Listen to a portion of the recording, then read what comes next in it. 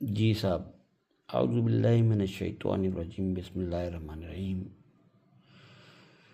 اللہم صلی علی سیدنا مولانا محمد کما صلیت علی ابراہیم وعلی آل ابراہیم انک حمید مجید۔ خالد خود کلام، خالد کے خود کلامی، خالد سیلف ٹاک، خالد سیلف ریفلیکشن کے چینل سے جنت کی کنجی انوار الثقلین کمپائلیشن ظفر علی مہر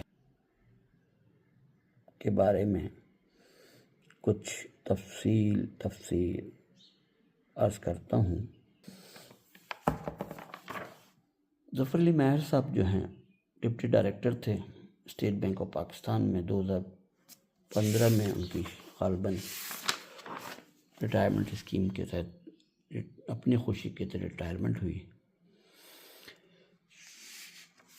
2015 میں 1984 میں اسٹیٹسٹیکل آفیسر کے طور پہ بھرتی ہوئے تھے۔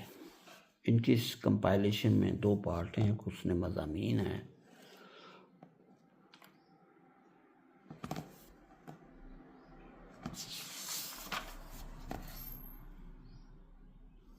دوسرا پارٹ جو ہے 114 سورہ کی تشریح ہے، اور تھوڑا بہت انہوں نے کچھ اس کی تفسیر مختصر سے کی ہے، جو کہ ہمارے لیے ایک آسان طریقے سے، سلیس طریقے سے انہوں نے مینشن کی ہے۔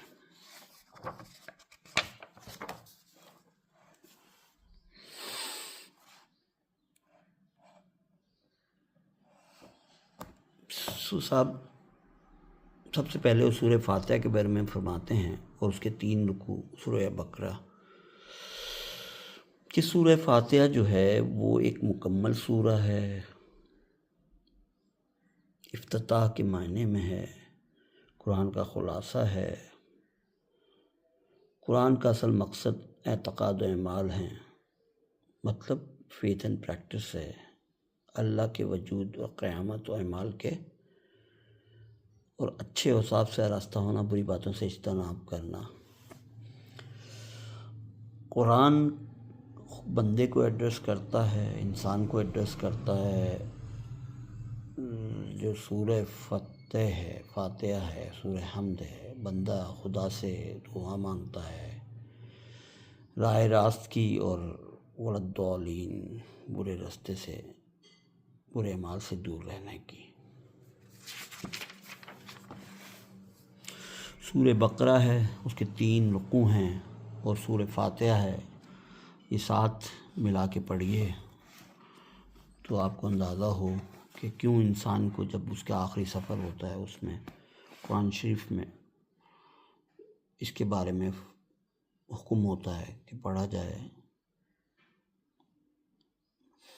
لوگ پریکٹس کرتے ہیں، اکثر فاتحہ پڑھتے ہیں، فاتحہ خوانی کرتے ہیں۔ وجہ اس کی یہ ہے کہ سورہ فاتحہ میں ہے راہ راست پہ رہنے کی دعا اور برائی سے دور رہنے کی دعا۔ سورہ بقرہ میں ایسے لوگوں کے لیے موضوع بنایا ہے جو کہ حضرت موسیٰ علیہ السلام کے جانے کے بعد بچھڑے گائے کی پوجا کرتے تھے۔ یعنی کہ دیکھیے نا، یہود اور نصارہ، بنی اسرائیل کا بھی تذکرہ ہے اس میں، یہود کا بھی، نصارہ کا بھی، اور حنوت کا بھی آ گیا، انڈائریکٹلی کہہ سکتے ہیں۔ اس کا مطلب ہر زمین کے خطے پہ پیغمبر نازل ہوا، پیغام پہنچا، تو یہ پیغام برحق ہے حضرت محمد صلی اللہ علیہ وسلم جو آخری نبی ہیں۔ سورہ بقرہ میں پہلے رکوع میں منکرین کا ذکر ہے، جن کے کانوں اور دلوں پہ مہر لگ گئی، آنکھوں پر پردہ پڑا، ان کے لیے بڑا عذاب ہے۔ منافقین میں سورہ بقرہ کے رکوع 2 میں بعض لوگ ایسے ہیں جو کہ دھوکہ دیتے ہیں، خود تو یوم آخرت و ایمان پر لائے ہوئے لگتے ہیں، مومن لگتے ہیں، لیکن وہ فاسق ہیں، اپنے نفسوں کو دھوکہ دیتے ہیں، جھوٹ بولتے ہیں، ان کے لیے دردناک عذاب ہے۔ وہ سمجھتے ہیں لوگ بیوقوف ہیں، لیکن ایسا ہے نہیں۔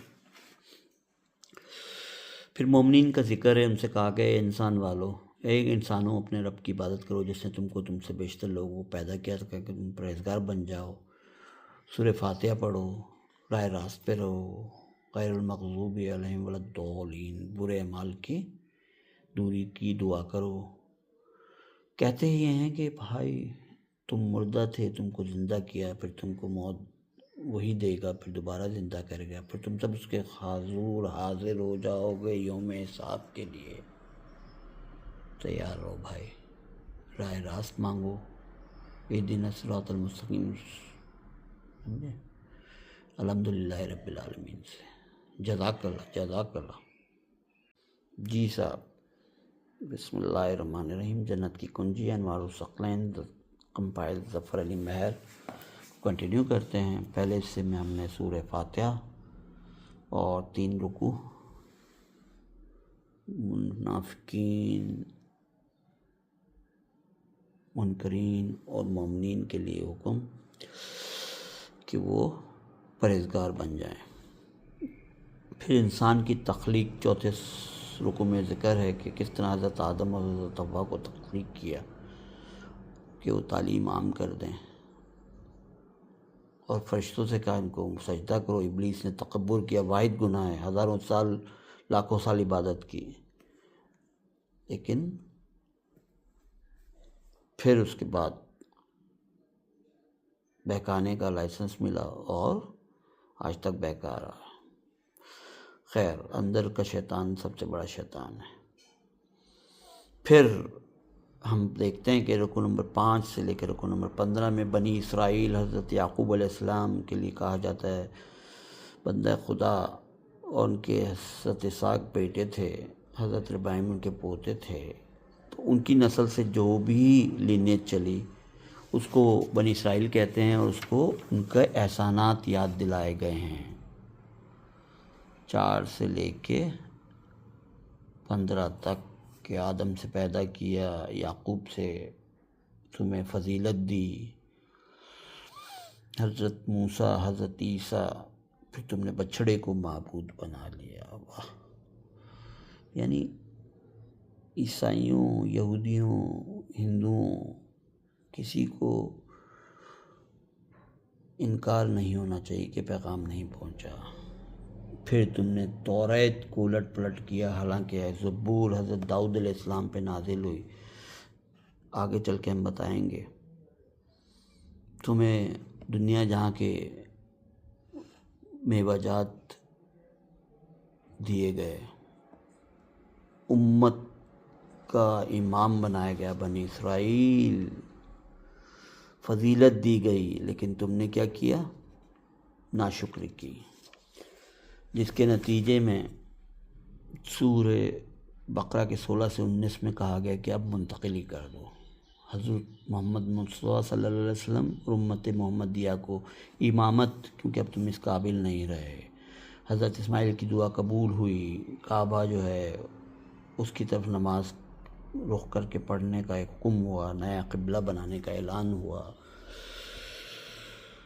پھر ان سے کہا گیا کہ ایمان والوں کے لیے احکامات ہیں، عقل والوں کے لیے نشانیاں ہیں. رکوع نمبر 20 اور 22 میں کہہ دیا گیا کہ بھائی اپنے آس پاس نشانیاں تلاش کرو، آسمان زمین کی پیدائش، رات کے دن، آنے جانے میں، سمندر میں چلنے والے جہازوں میں، بارش میں، زمین کی شادابی میں، جانوروں میں. دیکھو کہ اللہ کے سوا کوئی ہمسر نہیں. پھر احکامات ہیں کہ حلال و پاکیزہ چیزیں شوق فرماؤ، مردار نہ کھاؤ، خون سے اور سود سے پرہیز کرو، اللہ کے حکم پہ، نام پہ کوئی چیز ذبح نہ ہو اسے مت کھاؤ، دنیاوی نفع کو حاصل کرتے رہو، اپنے پیٹ کو جو ہے حرام سے نہ بھرو ورنہ دردناک عذاب ہے. پھر صاحب رکوع نمبر جو ہے آپ کا اللہ بھلا کرے 22 ہے، اور اس سے لے کے 23 سے 24. 22 میں نماز کا حکم دیا، قصاص اور وصیت کی بات کی گئی. 23 میں ماہ رمضان کے روزے فرض ہوئے. 24 میں زکوٰۃ، خیرات، صدقات کا حکم ہوا. پھر اس کے بعد حج 25 میں. یہ احکامات ہیں نا. پھر کہا گیا کہ اپنی نیک کمائی کو خرچ کرو، تمہارے ماں باپ، قرابت دار، یتیموں، مساکین میں، محتاجوں میں، اور نیک کام کرو، خدا اس کو ضرور جانے گا. پھر کہا گیا کہ اپنے نفس سے جہاد کرو، اپنے علم کے لیے جہاد کرو، ظالم مظلوم کے درمیان آپ کوشش کرو ہاتھ سے جو روکو اس کو ظلم کو، نہیں تو قلم سے برا سمجھو، کرو، لکھو، ورنہ دل میں برا سمجھو۔ یہ سب آج جو رمضان کا پہلا دن ہے، پہلا روزہ ہے، جنت کی کنجی انوار الثقلین پڑھ رہے ہیں ہم۔ کمپائل ظفر علی مہر ہیں، x deputy director state bank of Pakistan, statistical officer تھے، 1994 میں آئے اور 2015 میں ریٹائر ہو گئے والنٹری ریٹائرمنٹ اسکیم کے تحت۔ پہلے ہم نے سورہ فاتحہ، پھر سورہ بقرہ کے 3 رکوع، پھر اس کے بعد 26ویں رکوع تک، اب ہم رکوع نمبر 27 سے شروع ہو رہے ہیں 31 تک، جہاں عورت سے تعلق، خاتون، کیونکہ آپ کیا دیکھیں قرآن شریف جو ہے مرد و عورت کے تعلق، دنیا میں رہنے کا طریقہ آپ کو سلیبس ہی نہیں سکھاتا، رہبانیت نہیں سکھاتا، آپ کو مونک نہیں بناتا، کہتا ہے کہ عورت تم پہ حلال ہے، لیکن حیض کی حالت میں نہیں۔ عورت کو جہاں رشتہ جو ازواج میں رکھ سکتے ہیں، وہاں عورت کے لیے طلاق اور اس کی جو خود کی مرضی سے خلا لینے اور اس کے نانفقے اور بیوہ عورتوں سے نکاح کا اجازت، عدت کا ایک وقفہ 4 مہینے 10 دن، بیوہ عورتوں سے خفیہ عہد و پیمان سے منع۔ دیکھیں نا، اپنے دنیا کی ہر چیز ڈسکس ہے اس میں۔ پھر سب رکوع نمبر 23 سے 33 تک واقعات سے بنی اسرائیل کو یاد دلایا کہ ہزاروں آدمی وبا کے خوف سے بھاگے تھے، حضرت حزقیل نے خدا کے حکم سے ان پر پانی چھڑکا، زندہ ہوئے وہ۔ سرداران بنی اسرائیل حضرت داؤد علیہ السلام نے مسیح طالوت کی سربراہی میں جالوت اور اس کے لشکر کے خلاف جنگ لڑی، زبور تمہیں دی، اس کو بدل دیا، توریت بدل دی۔ حضرت عیسیٰ علیہ السلام نے مریم کو انجیل دی، بدل دی تم نے۔ اب ہم کہتے ہیں کہ آیت الکرسی ہے 255، اس کے تحت یہ ہمارا مینڈیٹ ہے، اس کے تحت ہم تم سے کہتے ہیں صاحب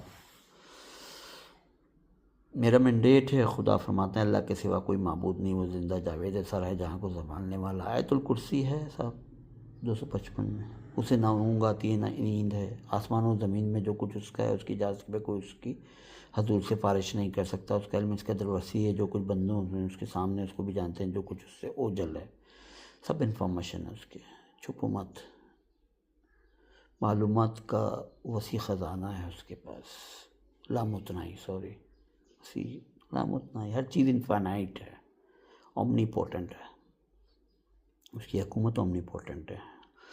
پھر بنی اسرائیل سے کہا گیا بھائی نمرود کو دیکھو کس طریقے سے ہم نے اسے ایک مچھر سے خاتمہ فتنہ کیا ہم نے۔ پھر حضرت ابراہیم کا واقعہ کہ 4 پرندے، پھر شاید یہ گدھے کو 100 برس مردہ، پھر ان کو زندہ۔ کہہ یہ رہے ہیں رکوع نمبر 36 سے لے کے 37، 38، 39 میں کہ خدا کی راہ میں خرچ کرو مومنو،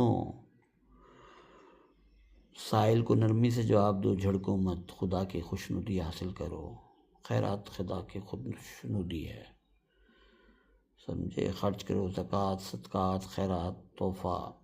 صدقات میں بتا دو، باقی سب اس طرح سے دو کہ ایک ہاتھ سے دوسرے ہاتھ کو اپنا پتہ ڈالے۔ شیطان تمہیں مفلسی سے ڈرائے گا، بخل کرے گا، مگر اپنے صدقات، حاجات لوگوں کی پورا کرنے کے لیے خیرات کرتے رہو۔ فلانتھروپی کا اس سے اچھا کوئی تفصیل سے بات نہیں ہے، پوری فائنینشیل ٹرانزیکشن ہے بھائی آپ کی۔ کہہ دیا کہ سود مت لو، قرض یا فائنینشیل ٹرانزیکشن کے لیے دستاویز لکھوانے اور گواہی وٹنس کا حکم ہے۔ پھر آخر میں 40واں رکوع سمرائز ریکیپ بھی کرتا ہے بھائی، جو کچھ آسمانوں میں ہے، جو کچھ زمین میں ہے، پوری بقرہ کا کیا ریکیپ، سب کچھ خدا کا، جو کچھ تمہارے دلوں میں خواہ تم اس کو ظاہر کر دو، یہ چھپاؤ، خدا تم سے اس کا حساب لے گا، بخشش دے گا، جس پہ چاہے گا عذاب نازل کرے گا۔ پیغمبر محمد جو کچھ ان کی پروردگار ان کی طرف نازل کیا، اس پر وہ خود ایمان لائے، ان کے ساتھ مومنین بھی سب، خدا اور اس کے فرشتے، اس کی کتابوں، اس کے رسول پر ایمان لائے اور کہتے ہیں کہ ہم تیری مغفرت چاہتے ہیں، ہم کو تیری طرف لوٹ جانا ہے۔ بنی اسرائیل سے امامت اسی لیے چھین کے قرآن شریف کو دے دی گئی، محمدی کو دے دی گئی کہ توریت انجیل زبور بدل دی گئی، بچھڑے والے حنوط جو ہے موسیٰ کے بعد پیدا ہو گئے۔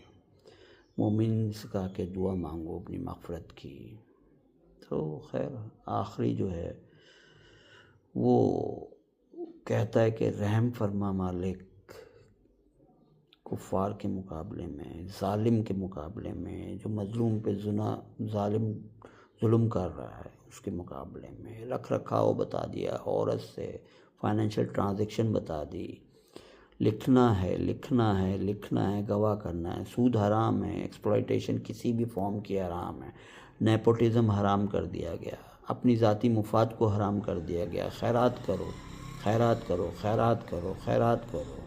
صدقات، زکوٰۃ، نماز روزہ حج زکوٰۃ، یہ سب خیرات کرو، معافی مانگو، رحمت للعالمین سے صراط مستقیم کی دعا کرو، رب غیر المغضوبی والضالین، برائی سے دوری کی دعا کرو۔ جزاک اللہ، شکریہ بھائی ظفر علی مہر صاحب، شکریہ۔